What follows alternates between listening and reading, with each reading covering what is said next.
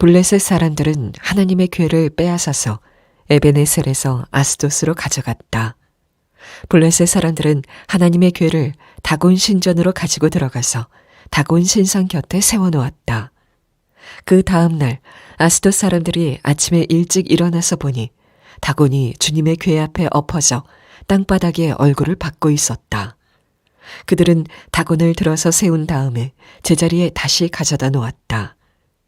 그 다음 날도 그들이 아침 일찍 일어나서 가보니 다곤이 또 주님의 궤 앞에 엎어져서 땅바닥에 얼굴을 받고 있었다. 다곤의 머리와 두 팔목이 부러져서 문지방 위에 나뒹굴었고 다곤은 몸통만 남아 있었다. 그래서 오늘날까지도 다곤의 제사장들과 다곤 신전에서 예배하는 사람들은 아스돗에 있는 다곤 신전에 들어갈 때 문지방 위를 밟지 않고 넘어서 들어간다. 주님께서 아스돗 사람들을 무섭게 내리치셨다. 주님께서 그들에게 악성 종양 재앙을 내리셔서 아스돗과 그 지역 사람들을 망하게 하셨다.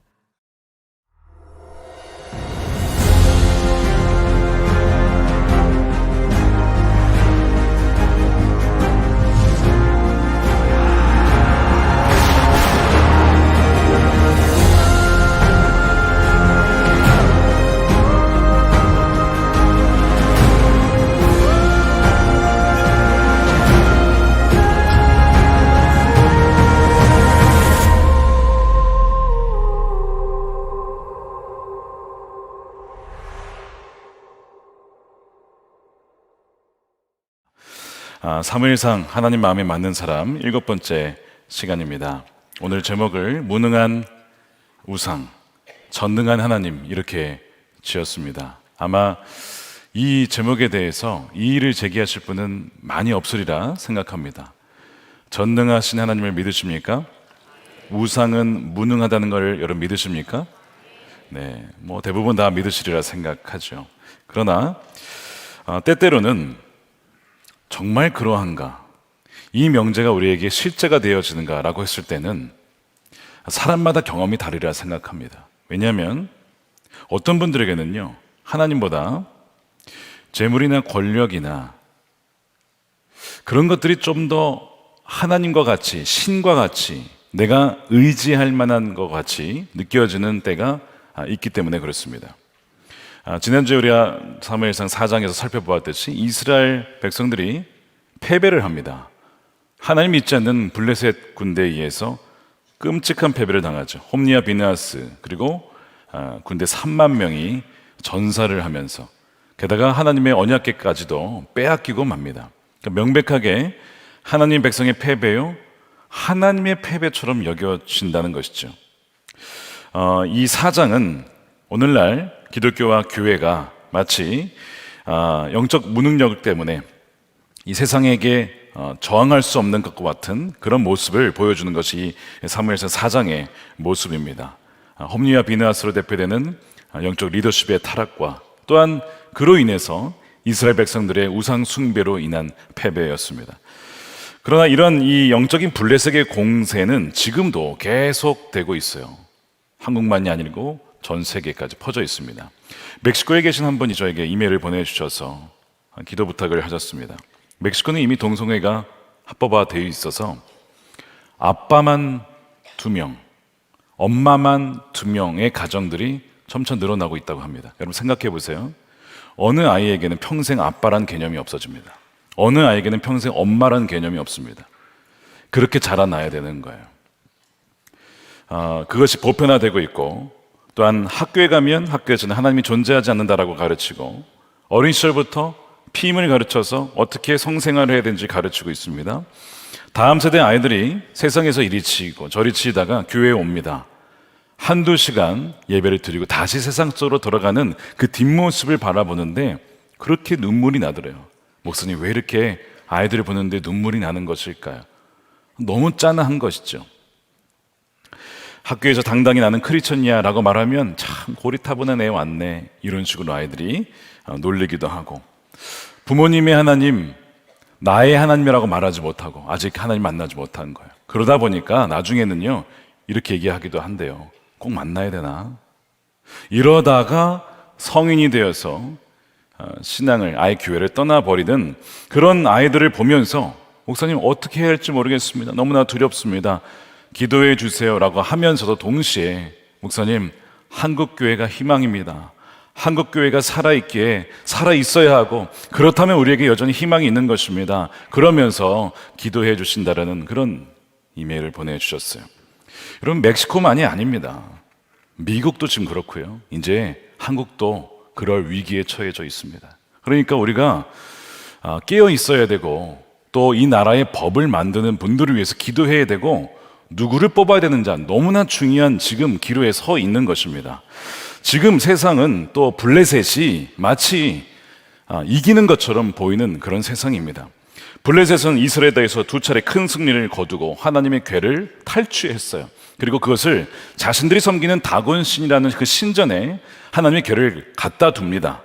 2절에 블레셋 사람들은 하나님의 궤를 다곤 신전으로 가지고 들어가서 다곤 신상 곁에 세워 놓았다. 이 다곤이라고 하는 것은 블레셋의 주신입니다. 이 주신이란 표현은 여러 신들이 있지만 그 중에서 이 다곤이라고 하는 신을 주로 믿는다는 뜻입니다. 흥미롭게도 이 다곤이라고 하는 이 신은요, 가나안 땅에 사람들이 주로 믿었던 바알 신의 아버지입니다. 이 블레셋 족속은 외부에서 들어온 족속으로 알려져 있어서 가나안 땅에 왔더니 주로 바알 신을 믿더라는 거야. 그런 바알 신의 아버지인 우린 다곤 신을 믿겠다. 더 우월한 신 아니냐. 아마 그래서 이 다곤 신을 주신으로 믿었던 것 같아요. 이 다곤은 곡물의 신입니다. 그러니까 농사를 지으면 그래서 열매 맺게 하는 신이 다곤이다. 그래서 우리는 다곤을 섬겨야 된다. 그랬던 거예요. 바로 풍요와 번영을 원했던 것입니다. 흥미로운 것은 이들이 이 언약궤를 가져다가 파괴시키지 않고 그냥 그 신전에 갖다 두었다는 점입니다. 왜 그랬을까요? 이 야훼라는 신도 유용할 수 있다, 쓸모가 있을 것 같다라고 해서 거기 갖다 둔 겁니다. 왜요? 다 신론자들이니까요. 이들이 소문을 들었어요. 애굽에서 나올 때 야훼라고 하는 신이 당신의 백성들을 건졌다, 광야도 지나게 오셨다, 여리고 성도 무너뜨렸다. 이 소문을 듣고 이 야훼라는 신도 꽤 쓸만한 신이다라고 생각을 했던 것이죠.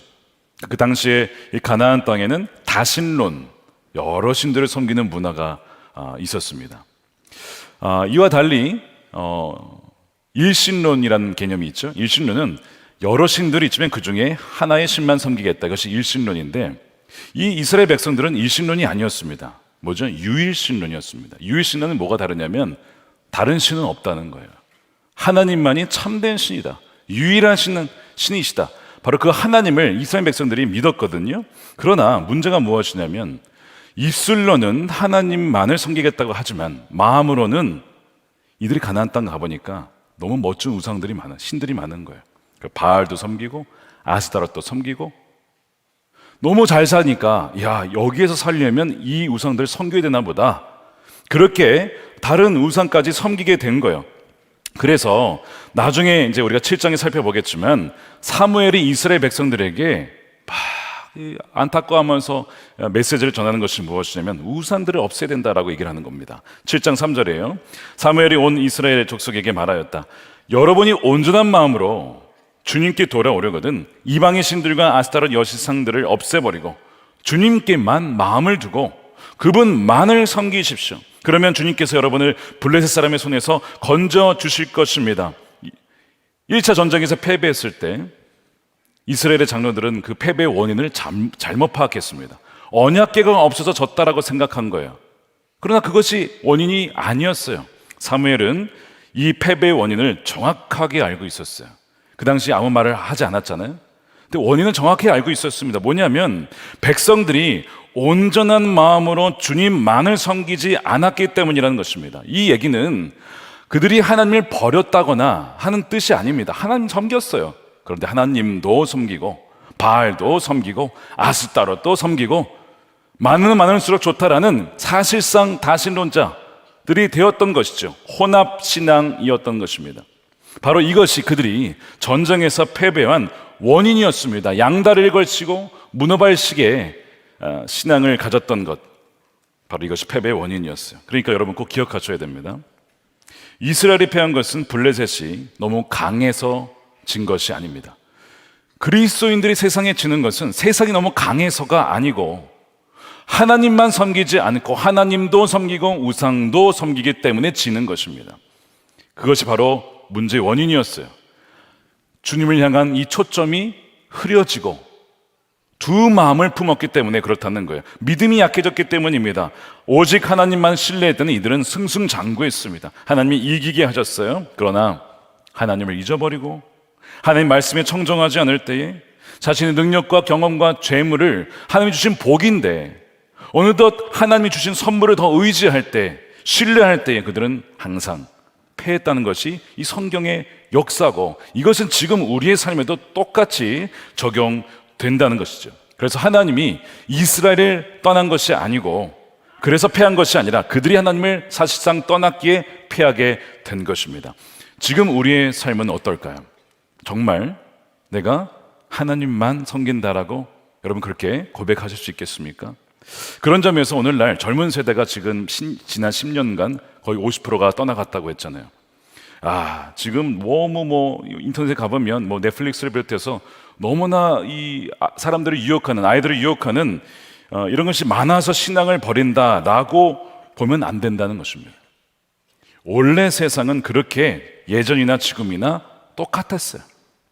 예전에 이런 시대가 있었다고 하면, 처음에 TV 나왔을 때 이제 교회는 망했다, TV가 나왔는데 왜 사람들이 교회 가겠냐, 극장이 오픈했을 때 극장 가면 이제 극장과 경쟁해야 된다, 그런 시대가 있었대요. 항상 시대는 그런 식으로 다른 방식으로 나타나겠지만 사실 본질은 똑같은 거예요. 세상은 변한 것이 없는데 변한 것은, 변질된 것은 바로 교회고 하나님의 백성이에요.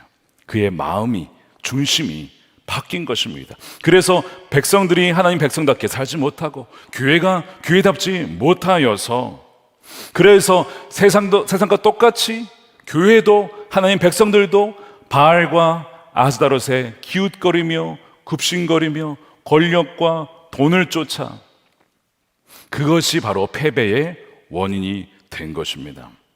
번영도 권력도 결코 신이 될 수 없지요. 하나님이 주시는 거예요.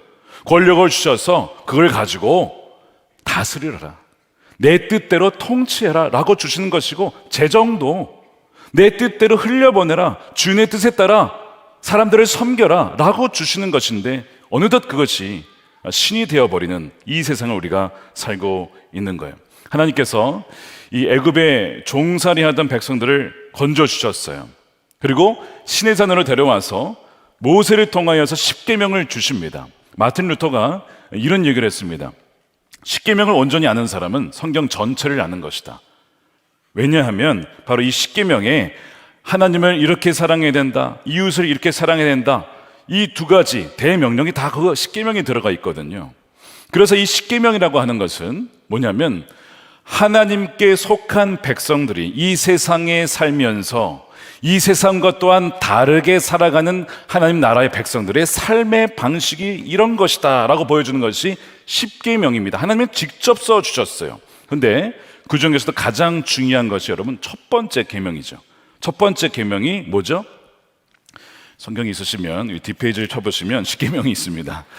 십계명의 첫 계명, 자, 출애굽기서 20장 3절 말씀을 함께 읽겠습니다. 시작. 너희는 내 앞에서 다른 신들을 섬기지 못한다. 이게 첫 번째입니다. 처음부터 하나님만을 섬겨야 된다라고 하는 것이 가장 중요한 거예요. 하나님을 사랑한다면, 하나님을 정말 내가 유일하게 사랑한다면 다른 연인 유혹받아서 사랑하면 안 되죠. 그런 건 사랑하는 것이 아닙니다. 근데 여러분 이 구절을 잘 보시면요, 질문을 가지셔야 돼요. 다른 신들이라는 표현이 있습니다. 다른 신들이라고 하는 것은 하나님이 혹시 다른 신들의 존재를 인정하시는 건가? 라고 하는 질문입니다. 제가 군대에 있을 때에 예수님을 믿지 않으셨던 참모장님 대령께서 군종 참모님이셨던 소령 목사님께 질문을 던진 것을 제가 옆에서 들었습니다. 이런 질문이었습니다. 군종 참모님, 목사님, 저는 믿지 않지만 십계명에 보면 첫 번째 계명이 나 외에 다른 신들을 섬기지 말라라고 되어 있는데, 그 말은 하나님도 다른 신들의 존재를 인정한 것 아닙니까? 누군가가 믿지 않는 분이 이런 질문을 여러분들에게 하신다면 여러분은 어떻게 대답하시겠습니까? 다른 신들이 그러네. 여러분 이렇게 하시면 안 됩니다. 그러니까 여러분 오늘 잘 들으셨다가 혹시 이런 질문 들으시면 대답할 수 있게 되기를 원합니다. 사실 그냥 읽어보면 하나님께서 다른 신들의 존재를 인정하는 것처럼 보여. 그런 뉘앙스를 풍깁니다. 그래서 이 질문을 이렇게 바꿀 수가 있어요. 다른 신들은 정말 그 존재는 없던 무엇인가, something인가, 아니면 이름은 있지만 아무것도 아닌 nothing인가, 이 질문을 바꿔볼 수가 있어요. 성경은 분명하게 정답을 얘기를 합니다. 뭐냐면 우상은 아무것도 아니다, nothing이라고 얘기를 해요. 예레미야서 10장 5절에 그것들, 우상들은 논에 세운 허수아비와 같아서 말을 하지 못한다. 걸어다닐 수도 없으니 늘 누가 메고 다녀야 한다. 그것들은 사람에게 재앙을 내릴 수도 없고 복을 내릴 수도 없으니 너희는 그것을 두려워하지 말아라. 아무것도 아니다. 왜 우상에게 절을 하고 우상을 의지하냐? 이게 무슨 신이냐? 사람들이 들고 다녀야 돼요. 그렇지만 움직일 수도 없는 것이 무슨 신이냐 이거죠. 고린도 교회 성도들에게도 이슈가 있었습니다. 우상에게 바쳐진 고기를 먹어야 됩니까? 제사상에 있는 고기를 먹어야 됩니까? 이런 질문들이었어요. 사도 바울이 이런 대답을 하죠. 두 가지 얘기를 합니다. 하나는 손님으로 초대받았을 때 이 고기가 우상에게 바쳐진 것이라고 모르면 그냥 먹어라. 왜냐? 우상은 아무것도 아니기 때문이다. 이런 얘기를 하세요. 자, 고린도전서 8장 4절이죠. 우상에게 바친 고기를 먹는 일을 두고 말하면 우리가 알기로는 세상에 우상이란 것은 아무것도 아니고 오직 하나님 한 분밖에는 신이 없습니다. 아무것도 아니라는 거예요. 그런데 바쳐진 것을 알았다면 먹으면 안 된다. 이건 왜 그럴까요? 귀신의 존재가 있기 때문에 그렇습니다. 귀신에게 바쳐진 걸 먹으면 안 된다. 그러니까 지금 이 사도 바울도 우상은 아무것도 아닌데 사실 그 어떤 것이라고 얘기를 하는 거예요. 분명히 성경은 우상은 아무것도 아니지만 사람들에게는, 어떤 사람들에게는 우상이 아무것도 아닌 것이 아닌 것이기 때문에, 아닌 것이 아닌 것처럼 여겨지기 때문에 신들처럼 보인다는 거예요. 하나님이 의도 말씀하실 때는 그렇게 신들처럼 여겨지는 다른 신들 가짜야, 아무 힘이 없어, 나만을 섬겨야 돼, 속지 마, 이 말씀을 첫째 계명으로 우리에게 주신 것이죠.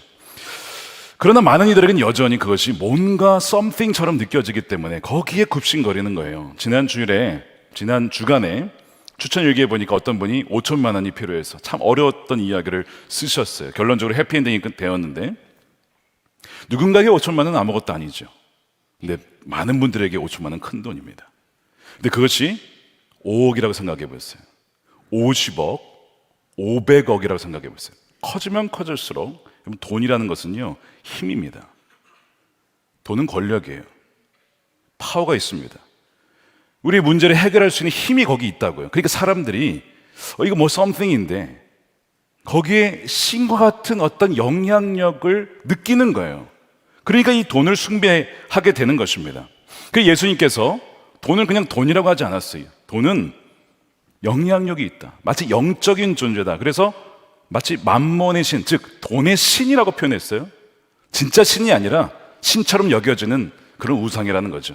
그러니까 너희가 선택해야 되는, 두 주는 섬길 수 없다. 하나님을 섬길 것이냐, 돈의 신을 섬길 것이냐. 너희가 하나님을 정말 섬기면 그 돈은 너희의 주인이 아니라 종이 될 것이다. 그러나 너희가 하나님을 떠나서 돈을 섬기게 되면 그 돈은 너희를 섬기는 것이 아니라 너희를 지배하게 될 것이다. 너희는 돈의 종이 될 거야. 경고를 하신 거예요. 그러니까 이런 돈의 존재도 우리에게 우상으로 다가옵니다. 신처럼 다가와요. 종종 금요 성령 집회 때 외부에서 기도받으러 오신 분들이 계십니다. 몸이 아프시거나 여러 가지 일 때문에 기도받으러 오시는데 종종 이런 최근에 일들이 있었어요. 너무 기도하다가 몸이 낫지 않으니까 또 여러 가지 좀 안 좋은 일이 터지니까 이런 생각이 들었대요. 구술을 해야 되나. 믿는 분이에요. 근데 구술 받아야 되나? 왜? 뭔가 어떤 그 다른 세력에 의해서 이게 혹시 내가 자유함을 얻을 수 있을까라고 하는 그런 느낌을 받으니까, 누가 그렇다 카더라 통신을 가지고 얘기를 하니까 그런가, 그런 유혹을 받았다는 거예요. 제가 분명히 얘기했습니다. 주 예수 그리스도의 그 권세 앞에 모든 악한 귀신 다 떠나갑니다. 헛된 귀신에 절해서는 안 됩니다. 사울처럼 나중에 무당을 찾아가서 하는 그런 일은 절대 하시면 안 됩니다. 최근에 귀신이 떠나간 일들이 있었어요. 주 예수 그리스도의 권세 앞에 모든 악한 것은 다 떠나게 되어 있습니다. 여러분, 하나님만 섬기십시오. 하나님만 따라가십시오. 그래서 하나님께서 애굽에 살던 백성들을 건지시면서 그냥 데리고 나면 되잖아요. 그냥 나오지 않으셨어요. 10가지 재앙을 내리십니다. 왜 10가지 재앙을 내리셨습니까? 이스라엘 백성들이 애굽에 살면서 이 애굽이라는 나라가 너무 강력한 거예요. 초강대국이에요. 나라 중에 이길 나라가 없어요. 군사력 엄청 강하죠. 농사가 얼마나 잘 되는지 풍족하죠. 나일강이 있습니다. 물이 부족함이 없죠. 야, 이 나라를 통치하는 어떤 신이 그렇게 강력한가 보다라고 하는 느낌을 히브리 민족들이 받았던 것입니다. 그래서 하나님께서 그들을 데리고 나오실 때에 너희들이 그렇게 느끼냐? 너 정말 그렇게 너희들 생각해? 애굽의 신들이 아무것도 아닌 것을 내가 보여줄게 하면서 하나하나씩 애굽의 신들을 치기 시작하는, 그게 10가지 재앙이에요. 그 10가지 재앙은 다 뭐와 연결되어 있습니까? 애굽의 거짓 신들과 연결돼서, 예를 들면 태양신, 라신을 섬겼습니다. 태양신, 태양은 내가 만든 피조물이야. 그래? 한번 보자. 그러더니 어둠을 확 보내시죠. 아무런 힘이 없는 거야. 태양신 뭐해? 자고 있냐? 태양신 뭐하고 있냐? 생명, 죽음, 오시리스, 뭐 이상한 신을 섬기고 있어요? 아, 생명. 그래, 그렇다고 생각해? 내가 생명의 주권자면 보여줄게. 장자를 치시는 거예요. 이런 식으로 애굽의 신들을 다 무너뜨리시죠. 그 다음에 나온 거예요. 왜 그렇게 하셨을까요? 이스라엘 백성들을 교육시킨 거예요. 누가 참신인지 교육시켰고, 또한 애굽 사람들 대상으로는 선교하신 겁니다. 헛된 우상을 섬기는 이들에게 깨달아라. 나 야훼 하나님이 유일한 참된 신이다 라고 하는 것을 선교하시면서 교육시키면서 데리고 나오셨어요. 이스라엘 백성들이 아, 이제 자유다라고 싶었겠죠? 여러분, 그렇지 않습니다. 자유라고 하는 것은 내 마음대로 사는 게 아니라 그동안 내가 헛된 것을 쫓아 살았구나. 완전 노예의 삶을 살았어요. 그래서 이제는 거짓 주인에서 풀려나서 참된 주인의 말씀을 따라 사는 삶이 참된 자유인입니다. 이 백성들이 그 자유를 이제 누리게 되는 거예요. 그래서 십계명을 주신 거예요. 이 말씀대로 살아가는 것이 진정한 자유의 삶이다. 내가 하고 싶은 대로 산다고 여러분 자유입니까? 그거 하지 못하면 견딜 수 없는 것은 여러분 노예의 삶입니다. 중독의 삶입니다. 그래서 주님은 참된 진리를 통해서 우리를 자유케 하시는 거예요. 근데 오늘 본문에서 오늘 그것을 정확하게 똑같이 반복을 하시는 거예요. 자, 하나님께서 지금 거짓 우상에 대해서 어떤 일을 행하시는지를 5장에서 보여주십니다. 블레셋이 믿는 다곤의 실체가 아무것도 아닌 것을 보여주시는 거예요. 자, 3절에 보니까 그 다음날 아스돗 사람들이 아침 일찍 일어나서 보니까 다곤이 주님의 교회 앞에 엎어져 땅바닥에 얼굴을 받고 있었다. 그들은 다곤을 들어서 세운 다음에 제자리에 다시 가져다 놓았다. 이 다곤이라는 신이 지금 엎어져서 하나님의 교회 앞에 마치 절하는 것처럼 얼굴을 땅바닥에 쳐박고 있어요. 그러니까 사람들이 놀란 거예요. 오, 신이시여 왜 엎드리셨습니까? 우리가 일으켜 드리겠습니다. 신이시여, 누가 사람들이 일으켜주지 않으면 일어날 수도 없는 신. 여러분, 이거는 코미디입니다. 하나님의 유머입니다. 하나님의 웃으심이에요. 야, 사람들이 부축하지 않으면 일어날 수도 없고 말도 못해요. 신이시여 어떤 일입니까? 말도 못해요. 그런 신을 섬기고 있다는 것을 풍자하시는 것이죠, 하나님이. 다음날 또 됐어요. 근데 비싼 일이 또 벌어졌어요. 4절에 그 다음날도 그들이 아침 일찍 일어나서 가보니까 다곤이 또 주님의 궤 앞에 엎어져서 땅바닥에 얼굴을 받고 주님께 절을 하고 있어요. 다곤의 머리와 이번에는 두 팔목이 부러져서 문지방 위에 뒹굴었고 다곤은 몸통만 남아 있었습니다. 신이시여 또 엎어지셨네요. 저희가 다시 일으켜드리겠습니다. 근데 이번에는요, 목과 팔이 잘렸어요. 손목이. 이 무슨 상징이냐? 참 잔인하게도 당시 고대 근동에 우리나라도 마찬가지였어요. 이기는 나라가 상대방의 머리와 손을 전리품으로 가져가는 거예요. 최근에 노량이라는 영화에도 보면 일본 사람들이 나라 수급을 가져가 사는 그런 끔찍한 장면을 보게 되는데, 그러니까 상징적으로 뭘 보여주냐면 하나님께서 우상이 아무것도 아닌 것을 보여주는, 다치신 것입니다. 여러분, 누가 진짜 하나님인지를 분명히 믿으셔야 됩니다. 워낙 이 현대 사회에 다양한 우상들이 존재해요. 말씀드린 것처럼 풍요와 쾌락과 권력과 명예, 인기, 여러 가지 우상들이 우리를 유혹하기 때문에 여러분 거기에 절대 속으시면 안 됩니다. 하나님이 지으신 선한 것들인데 어느 순간 그것이 우리의 신이 되어가는, 거기서 정신 차려야 된다는 것을 보여주시는 것이죠. 하나님의 손은 우상을 섬기는 자들을 치십니다. 6절 보세요. 주님께서 아스돗 사람들, 우상 숭배자들이잖아요, 무섭게 내리치셨다. 주님께서 그들에게 악성 종양 재앙을 내리셔서 망하게 하셨다는 거예요. 이 악성 종양이 무엇일까? 쥐를 통해서, 당시에 배를 통해서 해안가에 들어왔던 쥐를 통해서 퍼지는 패스트가 아니었을까 싶은데, 어찌됐든 이 아수 사람들이 이것 때문에 병이 들어서 몸에 막 뭐가 나기도 하고 종양이 나기도 하고 심지어 죽기도 했어요. 그러니까 이 하나님이 괴 때문에 그런 것이구나, 이걸 치워라. 그래서 가드라고 하는 이 골리앗이 출생, 거기 가드잖아요. 가드를 옮겼더니 거기서도 그런 일이 벌어져. 이걸 치워라, 다른 데로 옮겨라. 그 다음에 에그론이라는 곳에 갔는데 거기서도 또 비슷한 일이 벌어지니까 사람들이 난리가 난 거예요. 그러면서 뭘 알게 되었을까요? 하나님의 어떤 그 위엄을 그들이 느끼게 된 것이죠. 이것은 우상을 숭배하는 이들에 대한 하나님의 심판을 보여준 하나의 그림이에요. 성경에서 말하는 가장 하나님이 미워하시는 죄가 뭘까요? 우상 숭배입니다. 왜냐하면 우상 숭배의 뿌리는 교만이거든요. 하나님이 주권적으로 우리 삶을 통치하신다는 것을 거부하는 것이 우상 숭배예요. 그러니까 그것이 가장 무서운 죄인데 거기에 대한 심판이 있어요. 그걸 보여주는 거예요.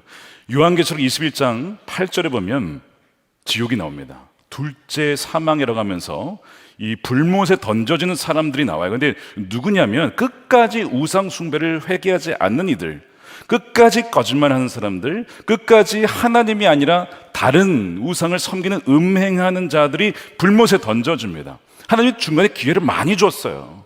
근데 끝까지 우상 숭배를 회개하지 않는 거예요. 그들은 불못에 던져지는 장면이 거기에 나와요. 그러니까 하나님께서 사실은 이 마지막 심판하기 전에 이들을 살리시기 위해서 하신 일이 뭐냐면 삶을 뒤흔듭니다. 막 이들의 삶을, 그들이 의지했던 우상들을 다 부러뜨리시는 거예요. 망가뜨리시는 거예요. 치시는 것입니다. 이렇게 하시는 이유는요, 죽이고자 하는 게 아니라 그들도, 즉 이 블레셋 사람들도 하나님의 백성, 잃어버린 백성이기 때문에 돌아와야 된다. 하나님은 그것을 사실은 선교하고 계시는 겁니다.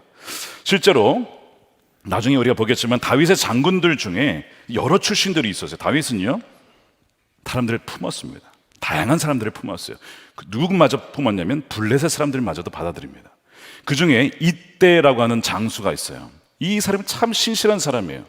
나중에 이제 그의 아들 압살롬이 다윗에게 반역을 하죠. 그래서 다윗이 도망을 가게 됩니다. 이때에 이 다윗이 이때라고 하는 장수에게 너는 나 쫓아오면 안 된다. 나는 죽을 줄도 몰라. 하나님 나를 심판하셨거든. 그러니까 너는 블레셋 출신이지. 너의 고향으로 돌아가라. 너 살아야 돼. 참 다윗이 마음이 따뜻하죠. 그런데 이때가요, 안 가는 거예요. 저는 다윗 왕을 떠나지 않겠습니다. 끝까지 우리 블레셋 600명 군사가 있었거든요. 같이 가겠다는 거예요. 죽을 수도 있는데 이렇게 신실한 장수였습니다. 그때 그가 안 가겠다고 하면서 하는 고백이 있어요. 이런 고백이었습니다. 주님께서 확실히 살아계시고 왕도 확실히 살아계심을 두고 맹세합니다. 제가 떠나지 않겠습니다. 근데 시작의 고백이 주님께서 확실히 살아계십니다. 자, 누구의 고백이라고 이것이? 블레셋 사람의 고백이에요. 이때가 블레셋에서 쫓겨났다라고 기록이 되어 있습니다. 왜 쫓겨난지는 모르겠는데 어쩌면 하나님을 믿었기 때문에 쫓겨난지도 몰라요. 분명한 것은 그가 살아계신 주님을 믿었다는 것, 믿음의 남자였다는 것입니다. 하나님이 살아계시기 때문에 어느 순간 인생에 살다가 다곤이라고 하는 것이 이게 아무것도 아니구나, 헛된 우상을 우리가 섬기고 있었구나 깨닫고 하나님 백성에 합류하여서 다윗과 같이 그 나라를 섬긴, 주님을 섬긴 그 장수가 된 겁니다. 그 따라간 사람이 600명이었다는 거예요. 블레셋이 회심하여 사람들이 하나님의 군대가 되었다면요, 여러분 누구든 바뀔 수가 있어요. 우상을 숭배한 사람들, 하나님을 떠나서 사는 사람들 있습니까? 여러분 누구든지 하나님의 은혜 가운데 살아계신 하나님을 만날 수 있다는 것을 믿으시길 축복합니다. 오늘 우리 영상 광고 봤죠? 사랑을 심었는데 생명이 안 피어나는 것 같아. 막 실망하다가 때가 되니까 생명이 피어나잖아요. 이때가 바로 그런 사람이었던 것입니다. 하나님께서는 이 블레셋 사람들마저도 살리시기 위해 사실 거기서 누가 참된 시인지를 보여주신 거예요. 근데 하나님은요, 우리의 역사, 인간의 역사를 보게 되면 계속 역사에서 이 다곤이라고 하는 신상을 계속 무너뜨리셨습니다. 이런 겁니다. 19세기 말에 이제 계몽주의가 발전하면서 과학도 이성도 발전하면서 야, 이제는 우리의 어떤 힘으로 이 유토피아를 건설할 수 있어. 이제 우리가 이 신이라는 것은 죽은 거야. 이거 뭐 만들어진 신 아닌가. 이런 식으로 사람들이 믿기 시작했습니다. 그러고 나서 20세기 되자마자 터진 것이 1차 세계대전이었어요. 인간의 선함만을 믿었던 사람들이 충격을 받습니다. 인간이 이렇게 악하다고? 인간의 본성이 교육으로 해결이 안 된다고? 그게 1차 세계대전의 충격이었어요. 하나님이 그 이성이라고 하는 인간의 어떤 그 우상 삼은 것을 무너뜨린 거죠. 다곤의 목을 부러뜨리신 겁니다. 그 다음에 이제 경제적으로 다시 안정화되면서 한 20년간 번영을 하다가 또 사람들이 이제 하나님 없이도 우리는 살 수 있다라고 하는데 빵 터진 것이 1929년 검은 화요일 10월 달에 미국에서 주가가 폭락을 합니다. 다 그냥 종이더미가 돼버리고 맙니다. 그래가지고 12년간 참 어려운 시기를 겪게 돼요. 또 하나님께서 다곤을 쓰러뜨리셨어요. 시간이 지납니다. 냉전 시대가 지나가고 세계화 시대의 붐이 일어나죠. 그러다 2007년에 미국의 서브프라임 모기지 사태, 땅과 부동산 건물이 있으면 이제는 우리는 거의 신같이 살 수 있다라고 믿었던 이들이 완전히 하루아침에 그걸 다 날려버립니다. 그러니까 하나님께서는 번영이라고 하는 다곤의 목과 손을 그때도 또한 무너뜨리시는 거예요. 하나님께서는 주기적으로 정기적으로 사람들이 다곤의 신이다, 야 엄청나다라고 믿는 그 대상을 무너뜨리세요. 그것이 하나님의 손길이라는 것을 우리는 알아차려야 됩니다. 이것이 무너지는 것이구나, 헛된 것이구나, 이거는 그냥 도구로 삼아야지 절대 의지할 대상이 아니구나. 하나님은요, 만몬의 얼굴을 땅에 쳐 박으시는 거예요. 그래서 하나님께서 하시는 것은 자신을 드러내면서 선교하시는 거죠. 하나님 홀로 지금 열일하시죠. 백성들 하나도 없는데도, 이스라엘 백성들이 없지만 그 적진에서 혼자 다 하시잖아요. 누가 옮겨주지 않아도 알아서 다 해주고, 그런 일들을 지금 보여주고 계신 것이죠. 그러면서 나만 믿어라, 나만 신뢰해라, 헛된 우상들을 다 버리라고 말씀하는 거예요. 여러분, 창세기 3장에 마귀의 유혹의 본질 무엇이냐면 이런 거였습니다. 너 하나님처럼 될 수 있어, 그거였잖아요. 이거 먹으면 하나님과 같이 선악을 분별할 전자가 될 거야. 마귀의 유혹은 지금도 마찬가지입니다. 너가 이번 일만 성공하면 뭐가 될 수 있어, 썸씽이 될 수 있어, 너 이것만 성취하게 되면 너 이렇게 될 거야. 이게 마귀의 속삭임 중에 하나입니다. 그래서 마치 우리가 하나님을 떠나서도 살 수 있는 것 마냥 유혹하는 거예요. 그런데 하나님께서 그때마다 어떻게 하시죠? 너희들 그렇게 생각하냐? 창조주와 피조물의 차이를 내가 명확하게 보여줄게. 그 명확한 선을 보여주시는 거예요. 정말 안타깝게도 우리가 코로나 기간 사랑하는 분들을 많이 잃었어요. 장례식 때 참여하지도 못한 가족들도 많습니다. 아픈 기간 우리가 지났잖아요. 근데 그때 우리가 깨달은 게 뭐죠? 인간이 이렇게 약하구나. 전염병 하나로 우리가 모이지도 못하고 나가지도 못하고, 야, 이렇게 우리가 연약한 존재인가라고 하는 것을 그때 잠시 깨달았습니다. 하나님께서 우리 인간이라고 하는 인간이 얼마나 연약한지, 또 우상이 얼마나 무능한지를 보여주신 거예요. 하나님께서는요, 지금 우리에게도, 하나님을 믿는 백성들에게도 비슷한 일을 하십니다. 우리 삶을 흔드세요. 우리가 언제 하나님을 믿는다고 하지만 사실상 혼합주의 신앙으로 하나님보다 다른 것을 더 의지할 때마다 하나님은 우리 삶을 뒤흔드시고 계획을 어그러뜨리기도 하시고, 때로는 중단되게 하시고, 더 이상 진행되지 못하게도 하시고, 정신 차려라, 너 누구를 의지하는 거냐, 지금 누구를 보고 있는 거냐 하시면서 다곤신을 무너뜨리시는 것, 여러분, 우리가 그렇게 알아차릴 수 있는 분별력이 있게 되기를 축복합니다. 여러분, 아셔야 된다는 거예요. 주님은요, 질투하시는 하나님입니다. 거룩하신 분이라서 우리가 하나님 외에 다른 신을, 다른 우상을 섬기는 것을 용납하지 않으세요. 우리 너무 사랑하시기 때문에 그래요. 그래서 우리가 하나님 백성으로 살 일은 다곤을 쫓아내는 것뿐만 아니라, 우상을 쫓아내는 것뿐만 아니라 하나님만을 섬기고 하나님을 마음 다해 의지하는 것입니다. 이것이 우리가 승리하는 비결이에요. 세상에 강해서, 블레셋에 강해서 우리가 진 게 아니고 우리가 하나님만을 의지하지 않았기 때문에 진 것입니다. 그러므로 여러분 꼭 기억해야 될 것은, 세상은 우리보다 강할지 모르지만 하나님께 세상은 아무것도 아닙니다. 요한일서 4장 4절 말씀을 기억하십시오. 함께 읽겠습니다. 시작. 자녀들아, 너희는 하나님께 속하였고 또 그들을 이기었나니 이는 너희 안에 계신 이가 세상에 있는 자보다 크심이라. 아멘이죠.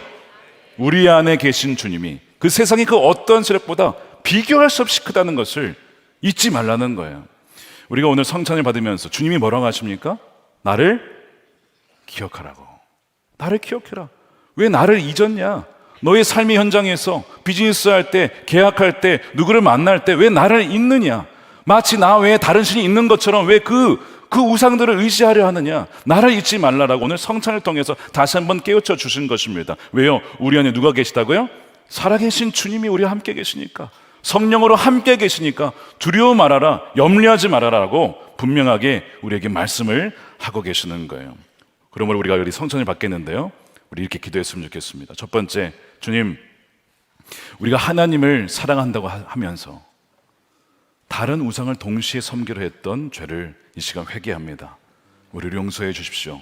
우리 회개했으면 좋겠고, 두 번째는요, 내 안에 성령으로 오신 주님이 내 삶을 다스리고 계심을, 그러므로 세상에 있는 블레셋보다 크시다, 참된 하나님, 다고는 아무것도 아니며 참된 하나님, 바로 주님이 진정한 신이심을 고백하며 나의 삶을 다시 한번 주님께 의탁합니다. 주님, 내 삶을 다스려 주시옵소서. 우리 함께 고백하면서 우리 성찬을 받도록 하겠습니다.